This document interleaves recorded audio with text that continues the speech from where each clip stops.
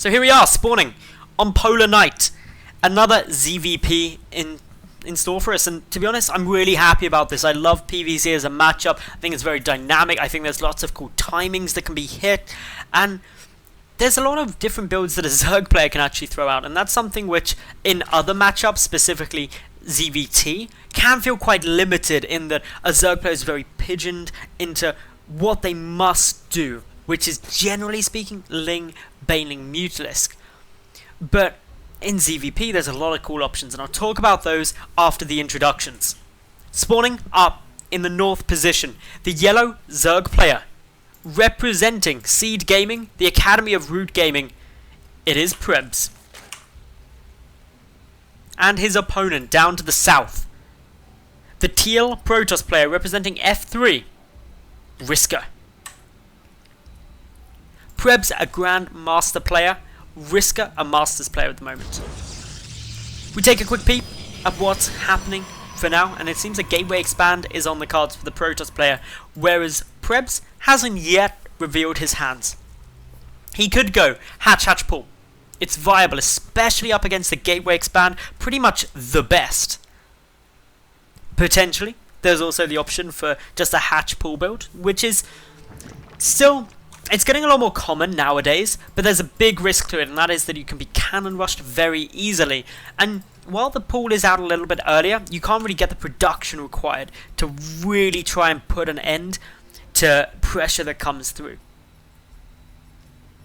Prebs sending a drone round now. This isn't for a third base as of yet. Just coming to check to see what's happening. Interestingly, Prebs opting not to go through that watchtower, and that's a decision which a lot of people may question, because going into this watchtower, or just diverting the course of your scouting worker through a watchtower there, guarantees you get a very large area of vision. But that's because a proxy hatch is coming down. It clearly seems that Prebs has been watching some games of, course, Cats. Cats, renowned for doing crazy stuff like this, and Riska, is he going to see it? He knows that it's there. Comes over and he's like, whoa, is that a hatchery? And he's like, damn straight it is. I better build a pylon, because pylon, a zealot gonna come and menacingly chop away at it. Chop chop, chop chop. Not gonna do too much though, this hatchery. Still just about managing to outbuild it.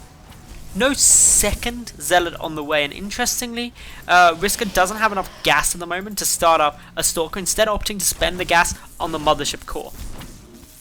Back at home, there's the spawning pool, there's the gas, and of course the natural expansion already down for Riska. So he's going to have Zergling speed started shortly.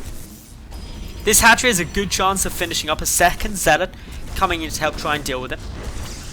Even if the hatch just finishes, it adds a massive delay to the natural base due to the creep spread that it will generate. If a queen can get out as well, which I suspect will get started up nice and quick if he feels that he's got enough time to do it, he could have dropped down a creep tumor there as well, which is just a never-ending block immediately because you have to get down some form of detection.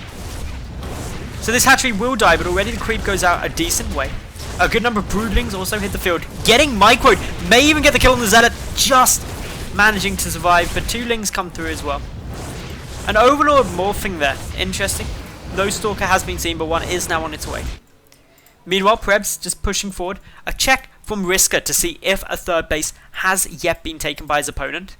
It hasn't, but I suspect it's on the cards because gas has been ceased as Zergling speed has started up. Precisely 100 gas mined by Prebs.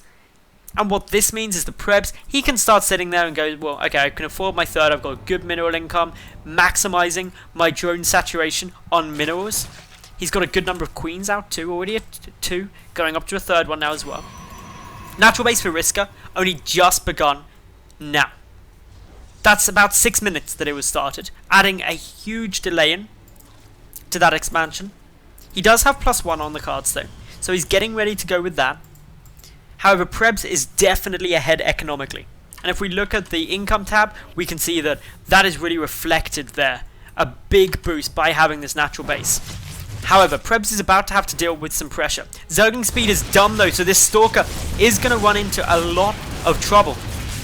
A queen getting microed back. These Zealots incredibly low. The Mothership Core trying to get focused. Another Zealot goes down. I think none survived. So 2 Zealots and a Stalker went down there. However, the overall resources lost, identical. But we've got to factor in the Prebs lost 300 minerals to that proxy hat-trick. Probe dies there, 3rd base gets taken. Double evolution chamber coming down in the main of Prebs. Meanwhile, Riska completing his wall off. He's got 3 sentries and 2 additional gateways, taking his count up to 5. Should be absolutely fine from this poking and prodding. Force field being used, actually trapping the Lings inside, but there's a gap. This allows the Lings to come streaming up into the main base and will allow a complete scout down. Gets an exact timing on that robotic facility. Knows that it's on its way. 2 Zealots are easily going to be able to deal with 3 Zerglings, especially with the Stalker coming to aid. However, a few Roaches getting ready to poke and prod.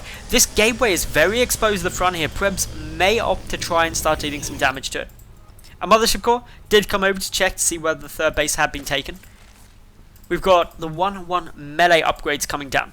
And this is what I was saying about a Zerg player having multiple builds available up against a Protoss. And while the most common is still a Roach Hydra composition into either Corruptors or Vipers, there's also this melee heavy build where we see a lot of Lings out and a quick rush into Ultralisks.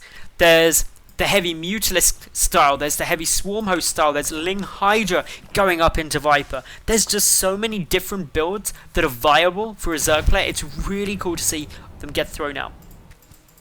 Interestingly, while this is obviously a melee upgrade based play, so a Zergling heavy build, we don't yet see actually that many Lings. They're only just starting to get produced now in more sizable numbers. And that's because a lot of the lava have been spent in getting down a good number of drones. The important thing now, though, is that these Lings are utilized effectively on the map to deter aggression and also to try and apply some pressure. Because the 3rd has been taken, Prebs is about to scout it, and this will signal a lot of these Lings down to the 3rd base to wrap around and try and force the cancel. And without a cannon, without significant numbers of units on the field, it's going to be insanely difficult for Riska to hold this. But he had to take it because he was so delayed on his 3rd, it will run into problems. So a couple of Lings getting ready to go in there. The rest coming to check to see if the army is moving down. And this is to catch the army out of position. 1-1 is just kicking in now for the Zerglings. +1 melee attack, still 20 seconds off. But a Stalker will die nonetheless. A 2nd and maybe even a 3rd one could fall too. The 3rd base getting surrounded. The Roaches coming through. Prebs identified that he's got a good chance to get serious damage dealt. The Roaches though needed to deal with those Zealots. However, just through sheer numbers, the Zerglings slip on by. A force field trying to hit, but a sentry now dies as well. This is significant damage. In the main, there is a sentry drop with the warp prison there, so the force field can continually go down. However, Riska's going to have to spend those warp pins back at home, because I fear in a direct base race, he couldn't win this. He's going to try and do that though. There's also swarm hosts coming through for his opponent, ready to get that long-term defense. The natural base getting decimated. Drones fighting, knowing that as long as these sentries die, reinforcements can get up into the main base. There isn't really enough here for Riska. He's about to lose his natural. Zerglings are in his main as well, and that means that the GG is going to be coming shortly. A couple of Zealots still causing problems, but GG's called, and Prebs takes game number 1 of this best of 3.